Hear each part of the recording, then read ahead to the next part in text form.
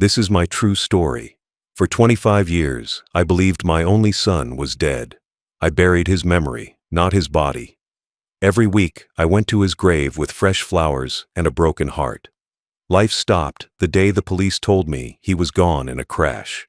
I spent half my life talking to a headstone, begging God for one more chance to see him. But one afternoon, a stranger walked up to me and said something that changed everything. He looked me in the eyes and said, "Sir, your son is not dead."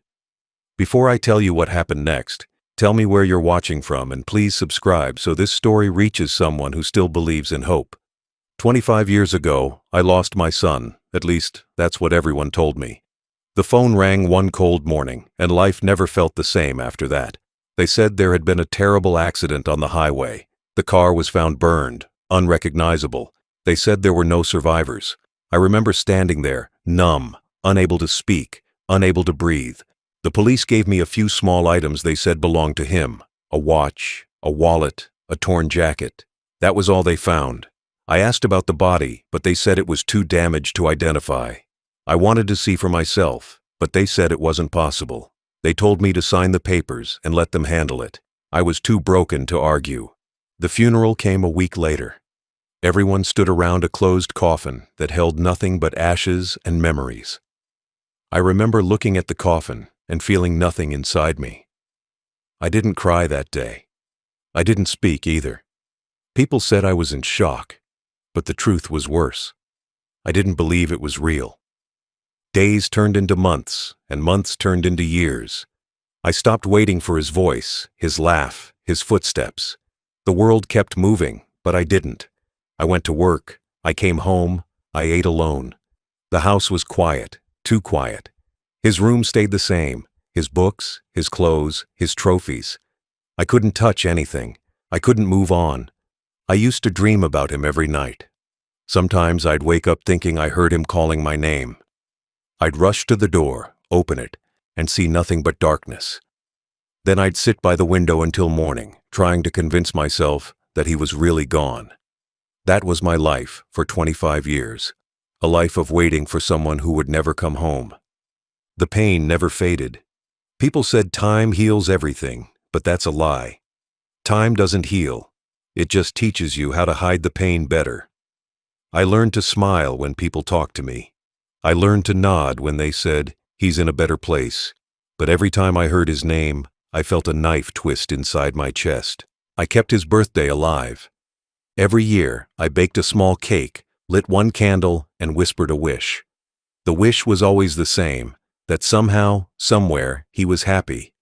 That he wasn't in pain anymore. That maybe, in another life, we'd meet again. But deep down, a part of me never truly believed he was gone. I had no proof, no body, just a story and a grave with his name on it. Still, I told myself not to question it. I told myself to be strong, to accept fate. But the truth is, I was living in denial, not of his death, but of my own emptiness. I used to sit by his grave for hours, talking to the stone like it could listen. I told him about my day, about the weather, about how much I missed him. It was the only place I felt close to him. The world saw a broken old man talking to the ground, but I saw a father keeping his promise, never to forget his son. And so, year after year, I brought flowers. I changed the bouquet with the seasons. Roses in spring, lilies in summer, chrysanthemums in autumn, and white carnations in winter. It was my routine, my way of keeping him alive in memory, if not in body. I never missed a single week, not once in 25 years. I thought my story ended there. A father who lost everything but kept his love alive through grief. I thought that was my purpose. I never imagined that one day a stranger would walk up to me and tell me that everything I believed for 25 years was a lie. After the funeral, visiting my son's grave became my only purpose. Every Sunday morning, I would wake up early, buy fresh flowers, and take the long walk to the cemetery.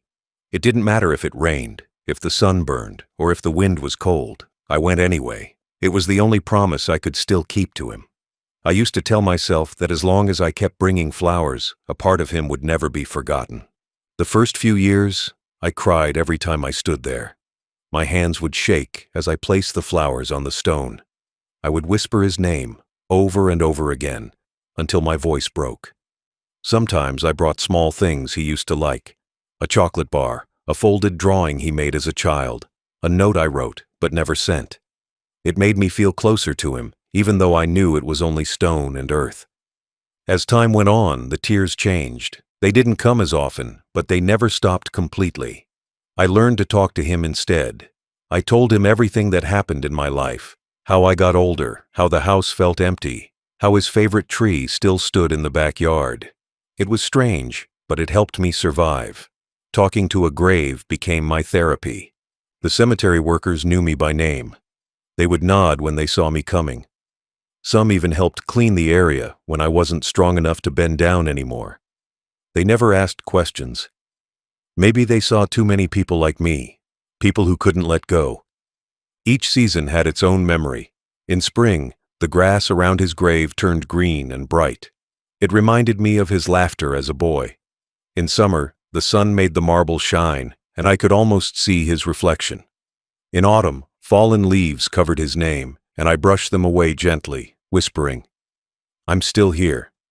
And in winter, when snow covered everything, I stood in silence, my breath turning white in the air, feeling as if he was sleeping beneath it peacefully. Every visit ended the same way. I would press my palm against the cold stone and close my eyes. I'd tell him that I missed him, that I loved him, and that I hoped he was proud of me. Then I'd walk away slowly, turning back one last time before leaving the gate. I never skipped that moment. It felt like saying goodbye all over again, every single week. Over the years, fewer people came to the cemetery. Families who once visited stopped showing up. The graves around my sons became overgrown. But his was always clean, always cared for. I couldn't stand the thought of him being forgotten.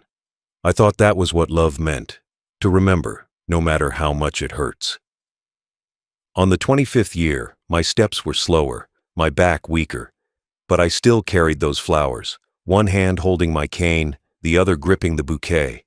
I remember thinking that maybe this would be my last visit. I was tired. I had spent a quarter of a century keeping a promise that gave me pain and comfort at the same time. That day, I talked to him longer than usual. I told him about my dreams, about how I wished I could see him one more time, even for a minute. I said maybe soon I would join him, and then we wouldn't have to be apart anymore. I laughed softly at my own words, but inside, I meant every one of them. When I turned to leave, I saw someone standing a few feet away, watching me quietly. I thought he was just another visitor, but something about the way he looked at me made me stop. I didn't know it then, but that man would change everything I believed. He would shatter 25 years of grief with a single sentence. When I came back home after every visit to the cemetery, the silence felt heavier than before. The house was too big for one person. The walls carried memories of laughter that no longer existed. My son's room stayed untouched, just the way he left it. His toys were still on the shelves, his clothes still folded in the drawers, his old posters still hanging on the walls. I couldn't bring myself to change anything. That room became my only connection to him. The nights were the hardest.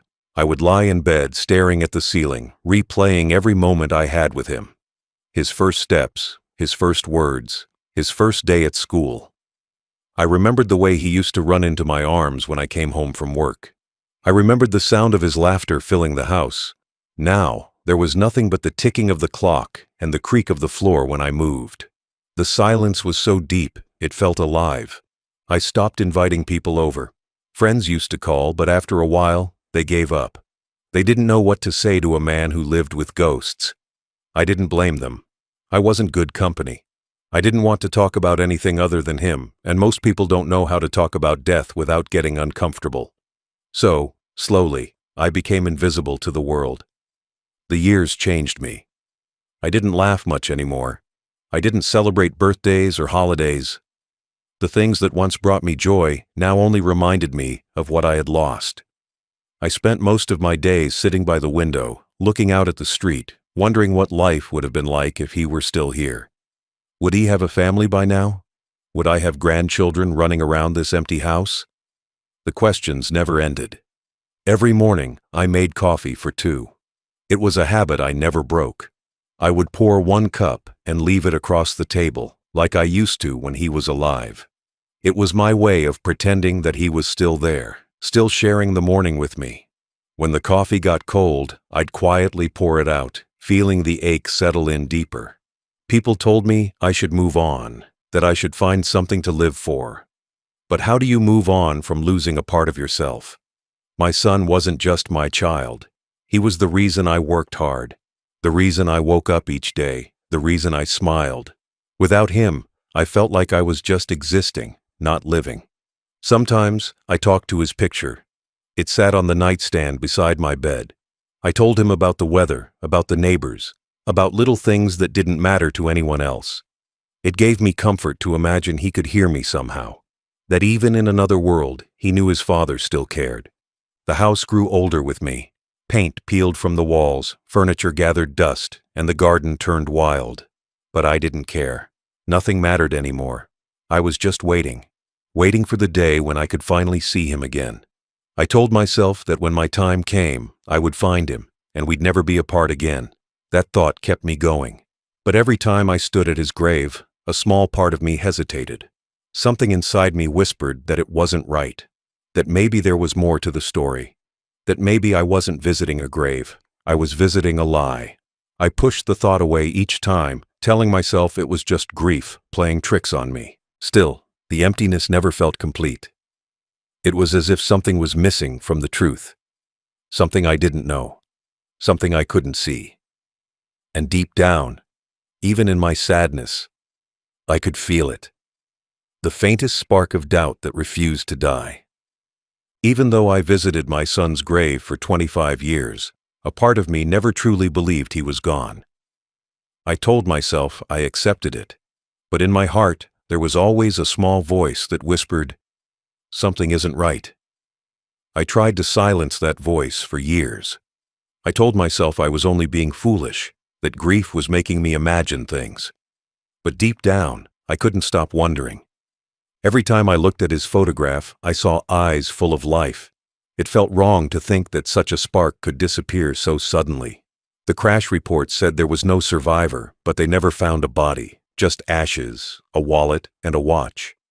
I used to stare at that watch for hours, asking myself why it looked too clean, too untouched, if it had truly been through a fire. But no one listened when I raised questions. They told me to move on, so I buried my doubt with the coffin. Some nights I dreamed of him. In my dreams, he was older, stronger, living somewhere far away. I always woke up believing it was just a dream, but it felt too real. I could smell the sea air, hear his voice, even see the sunlight on his face. I thought maybe it was my mind trying to give me peace. I didn't realize it was my heart refusing to give up. Years went by like that. The doubt lived quietly inside me. It didn't scream. It didn't hurt. It just waited. Sometimes I would see someone on the street who looked like him. My breath would stop. I'd want to run toward them, but I never did. I was afraid of being wrong, afraid of being the crazy old man chasing ghosts. There were moments when little things felt strange. Letters from unknown addresses, phone calls that hung up when I answered. A man's voice asking for me and then going silent. I never connected them to anything. I thought maybe it was coincidence, or maybe the world was playing tricks on me. But part of me knew something was missing from the story. The doubt grew stronger every year I stood by that grave. I kept thinking about that day, about what the police told me. They said the crash happened on a stormy night, the car caught fire, and there were no witnesses. But I remembered that the phone call I received wasn't from the police first. It was from someone else, a stranger. They said they saw the crash, and that my son didn't make it. I never found that person again. The police said they didn't know who called me. I should have known then that something wasn't right. Sometimes I'd ask myself, what if he survived but was too afraid to come home? What if he was hurt, lost his memory, or thought I'd given up on him? That thought kept me awake for years. I even wrote letters I never sent, addressed to nowhere, just in case he was out there. I kept them in a box beside my bed. 25 years of unsent letters, filled with words I wish he could have heard. I remember once, about 10 years after the funeral, a woman at the cemetery asked me how long it had been. I told her 25 years. She looked at me and said, "You still come every week? You must feel he's still here." I didn't answer then, but she was right. I didn't go to that grave because I believed he was gone. I went because part of me believed he wasn't. The doubt became my only company. It hurt, but it also kept me alive. Without it, I would have given up completely. It was strange. I feared the truth and wanted it at the same time. I didn't know that one ordinary afternoon, that small voice inside me would finally be proven right. I didn't know that the truth I had been quietly hoping for, the truth that my son was still alive, would find me, not through a letter, not through a dream, but through a stranger who stopped me at the grave and spoke the words that shattered my world all over again. It was an ordinary afternoon when everything changed. I had gone to the cemetery like always, carrying a small bunch of white lilies. The sun was low and the air was quiet, except for the sound of leaves moving in the wind. I placed the flowers on my son's grave, cleaned the edges of the stone, and whispered a few words to him. It felt like every other visit, calm, lonely, familiar. Then I noticed someone standing a few steps away, watching me. He was a middle-aged man, maybe 40 or so, dressed neatly but with tired eyes. I didn't pay much attention at first. Many people visited that cemetery. I thought he was just another grieving soul. But when I turned to leave, he took a few steps closer. I could feel his eyes on me, hesitant but certain, as if he had something to say but wasn't sure how. He spoke softly, almost afraid of his own words. He asked me if I was visiting my son. I nodded without thinking, not wanting to talk. He looked down at the grave for a moment, then back at me. His face changed, like he had recognized something. He took a deep breath and said, "Sir, your son isn't dead." At first, I thought I misheard him. My mind couldn't process the words. 25 years of pain don't disappear in one sentence. I stared at him, confused and angry. How could anyone say something like that? But he didn't back away. His hands trembled as he reached into his pocket and pulled out a photograph. He said he had met a man in Florida a few months ago. A man who looked just like me when I was younger. Same face, same scar on the left hand, same way of speaking. He said the man had mentioned an accident years ago, a lost memory, a father he could never find. He said his name was different now, but the story, the details, were too familiar to ignore. I took the photo from him. My hands shook so much I almost dropped it. The picture showed a man standing near a boat, smiling. He looked older than my son should have been, but the face, those eyes, they were the same. My breath caught in my throat. My knees went weak. For a moment, I couldn't breathe. The stranger told me he had met this man while traveling for work.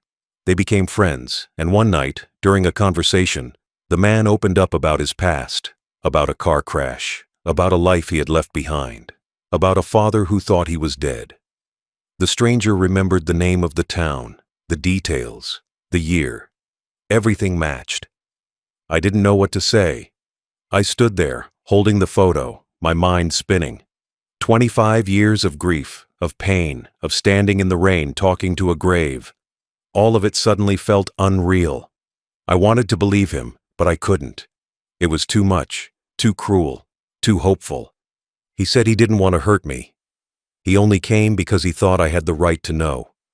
He said the man in Florida never spoke badly about his family, but he carried guilt.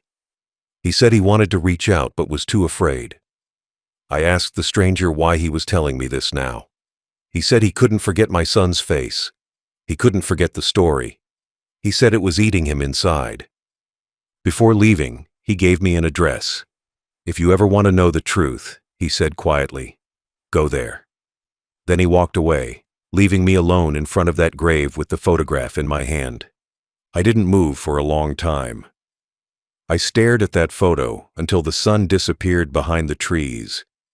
My heart wanted to believe, but my mind said no. Still, for the first time in 25 years, the grave felt empty, as if the person I had been visiting all these years was never really there. I couldn't sleep that night. I sat at the kitchen table with the photo in front of me, staring at it under the dim light. My hands trembled every time I picked it up. I compared the face in that photo to the one in the picture frame on my wall. The same eyes, the same line on the cheek from when he fell off his bike as a boy. My heart told me it was him, but my mind refused to accept it.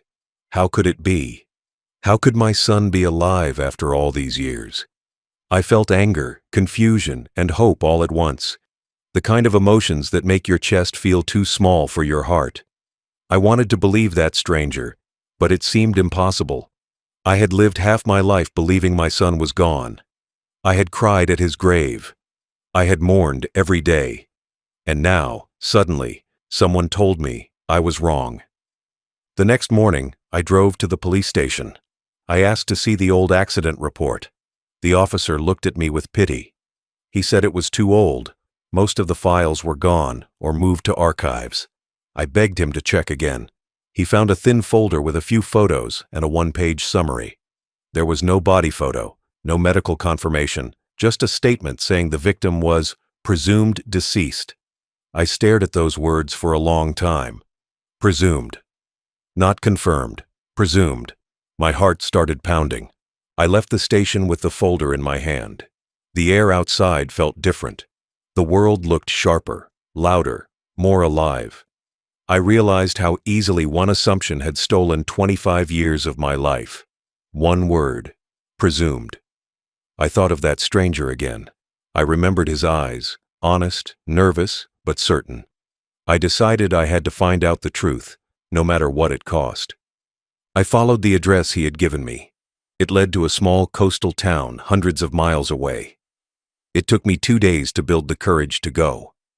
I told myself it might be a mistake, that I was chasing a shadow, but I had to know. If there was even a chance my son was alive, I couldn't ignore it. When I arrived, I parked near a small marina. The sea air smelled of salt and memory. My heart was racing so fast, I could hear it in my ears. I walked slowly through the dock, scanning faces. Most people were strangers, busy with their work. I almost turned back when I saw him. He was standing near a boat, talking to another man. His back was turned, but even from behind, something about him felt familiar. The way he stood, the way he moved his hands when he spoke, I had seen it before. My knees weakened. My chest tightened. I called out softly, and when he turned around, my world stopped. It was him. Older, with lines on his face, hair shorter, skin darker from the sun. But it was him. My son. The same eyes, the same scar above his eyebrow. He froze when he saw me, like he had seen a ghost. For a few seconds, neither of us moved. We just stared at each other, both too afraid to believe what we were seeing. I tried to speak, but no words came out. My mouth went dry. I wanted to run to him, to hold him, to ask 1,000 questions, but my legs wouldn't move. Then he whispered something. One word that I had waited 25 years to hear. Dad. The world around us disappeared. I felt tears running down my face, and for the first time in decades, they weren't from pain. They were from shock, disbelief, and something like hope. But even as my heart exploded with joy, another feeling crept in. Fear. If he was alive all this time, why hadn't he come home? Why had I buried an empty grave? When I finally found the strength to speak, my voice cracked. I asked him how this could be. He looked down, unable to meet my eyes. I could see guilt written all over his face. The silence between us felt heavier than all the years we had lost. Then slowly, the truth came out, piece by piece, like tearing off an old wound. He told me that the crash had been real, but the story after it wasn't. He had survived that night. The car had caught fire after the impact, but he had been thrown out before it exploded. A man driving past saw him, unconscious and bleeding, and took him to a small hospital far from the city. The doctors didn't know who he was. He had no identification left, except the burnt remains of his wallet. They treated him, but he was in a coma for weeks. When he woke up, he couldn't remember much. The doctors said he had head injuries and memory loss. They tried to find his family, but the records were unclear, and his name wasn't on the hospital list. He remembered his first name, but not the rest. For months, he drifted through therapy, learning how to walk, how to speak clearly, how to start again. By the time his memory began to return, too much time had passed. He said he was scared, scared that I had moved on, scared that I might not forgive him for disappearing. I listened in silence, every word feeling like a blade and a blessing at once. My heart broke for him and for me. I had buried him while he was alive. He had lived, thinking I might not want him anymore. Two people, both suffering, both lost, separated not by death, but by fear and time. He told me that eventually he moved south and started working at the marina. He built a quiet life, stayed away from everyone. Then one day, he saw a newspaper story about a local memorial for accident victims, and that's when he realized the truth, that I had been told he was dead.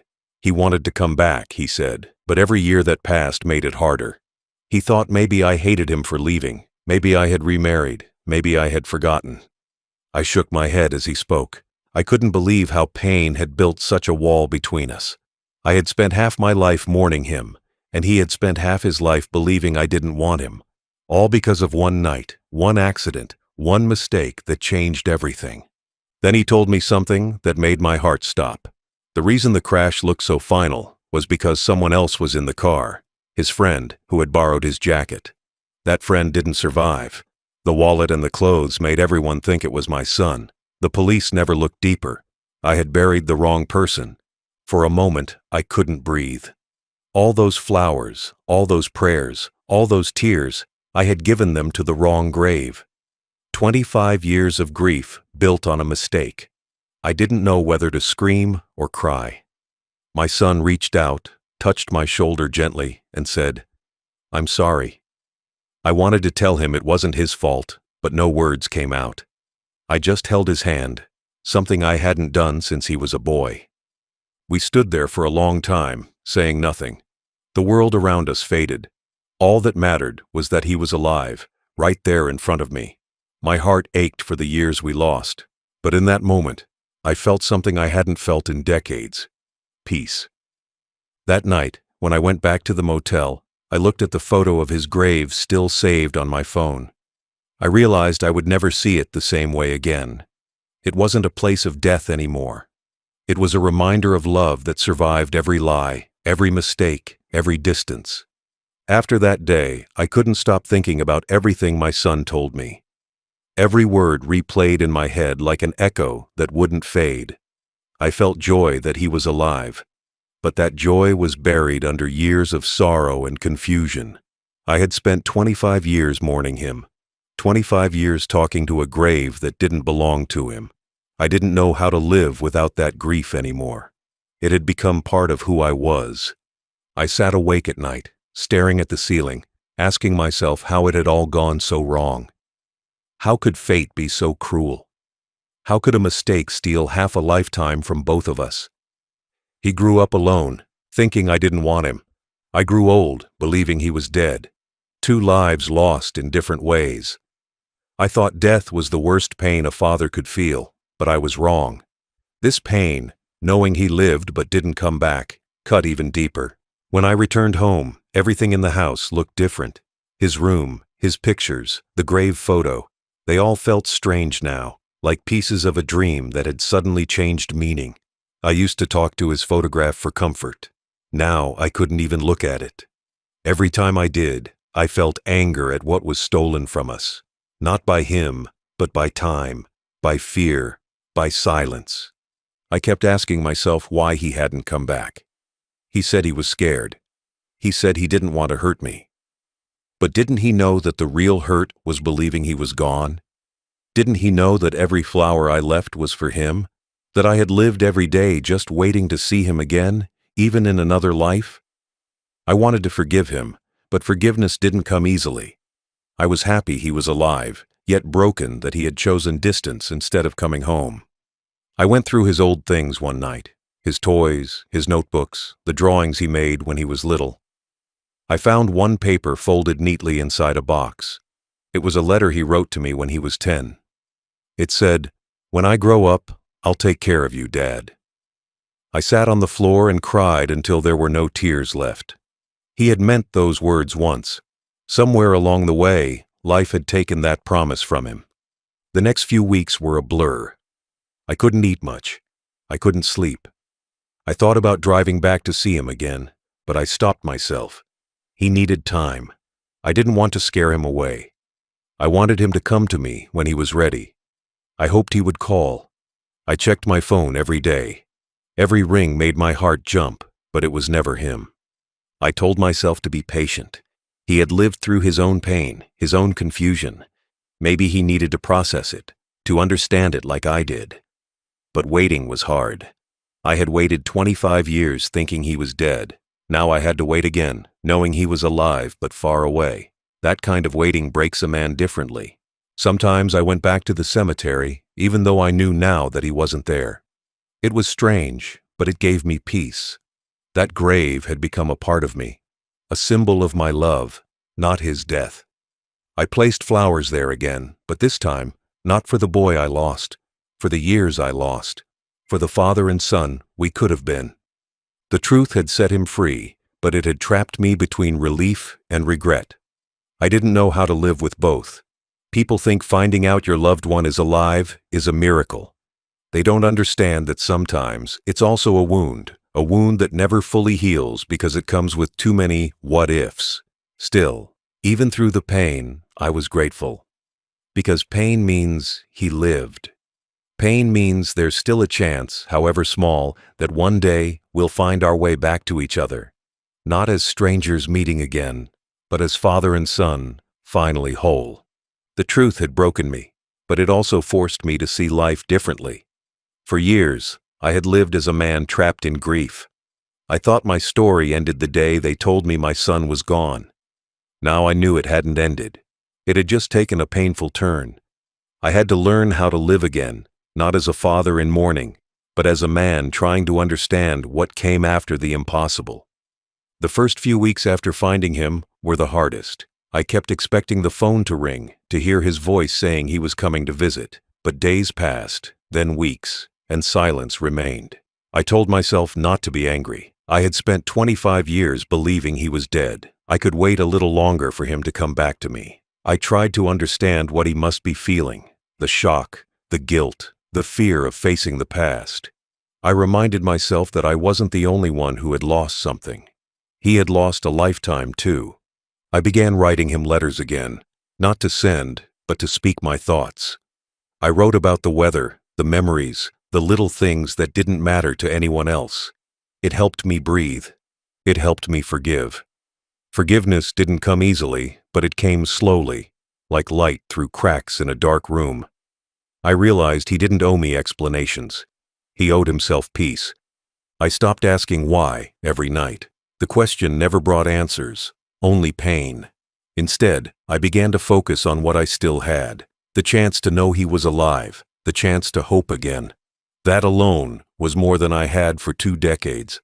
I had to learn how to replace mourning with gratitude, even if it hurt. Sometimes I drove back to the town where he lived. I didn't stop by his house. I just parked nearby, looked at the sea, and imagined him there somewhere, living his life. It gave me comfort to know that he was breathing the same air, walking under the same sky. I didn't need to see him to love him. I just needed to know he was somewhere in the world. The grave still remained a part of my life. I kept visiting it, though I no longer cried the way I used to. I cleaned the stone, laid the flowers, and stood quietly. That place no longer meant death to me. It meant love. The flowers were not for the son I lost, but for the years we both missed. The grave became a reminder that love doesn't end, even when everything else does. I found strength in small things again. I started fixing the house, planting flowers in the garden, cooking simple meals. Life began to feel less heavy. I smiled at neighbors again, even laughed once in a while. It wasn't happiness, not exactly, but it was peace. I realized I didn't have to forget the pain to move forward. I just had to stop living inside it. One morning, I woke up and looked at the photo on the wall. For the first time, I didn't feel sorrow. I felt proud of my son for surviving, proud of myself for never giving up hope. I whispered to his picture, "You're still my boy." And I meant it, not in memory, but in truth. The last letter I wrote to him wasn't about loss. It was about love. I told him I forgave him, that I understood why he stayed away. I told him that if he ever wanted to come home, he didn't have to knock. The door would always be open. Writing that letter felt like closing a long, painful chapter. It didn't erase the past, but it made room for the future. Acceptance doesn't mean forgetting. It means learning to carry what you can't change and still move forward. I still visit the grave, still talk to the headstone, still leave flowers. But now, when I walk away, I don't feel broken. I feel whole again, because somewhere out there, my son is alive, and that's enough for me. Now, when I wake up each morning, I don't feel that deep emptiness anymore. The house is still quiet, the air still heavy with memories, but there's something new inside me. A small, steady hope. I've learned that hope doesn't have to be loud. Sometimes it's just the feeling that maybe tomorrow will bring something good. I hold on to that. I still visit the grave every Sunday. I still bring the same white lilies. But I no longer go there to grieve. I go there to remember. Not death, but love. I tell him stories about my week, just like before, but my voice sounds different now. Softer, warmer. I talk about him like he's out there somewhere, living his life, breathing, walking under the same sky. And in a way, that makes me feel closer to him than ever before. Sometimes, I imagine him sitting somewhere near the sea, maybe looking up at the sunset, maybe thinking about me the same way I think about him. I like to believe that he feels it, the connection between us that never broke, even when the world thought it had ended. I like to think that maybe, when he's ready, he'll come home. Maybe one morning, I'll hear a knock on the door, and when I open it, he'll be standing there. Older, different, but still my boy. I imagine that moment every day, and it keeps me alive. I stopped asking the universe why all this happened. Some questions don't need answers.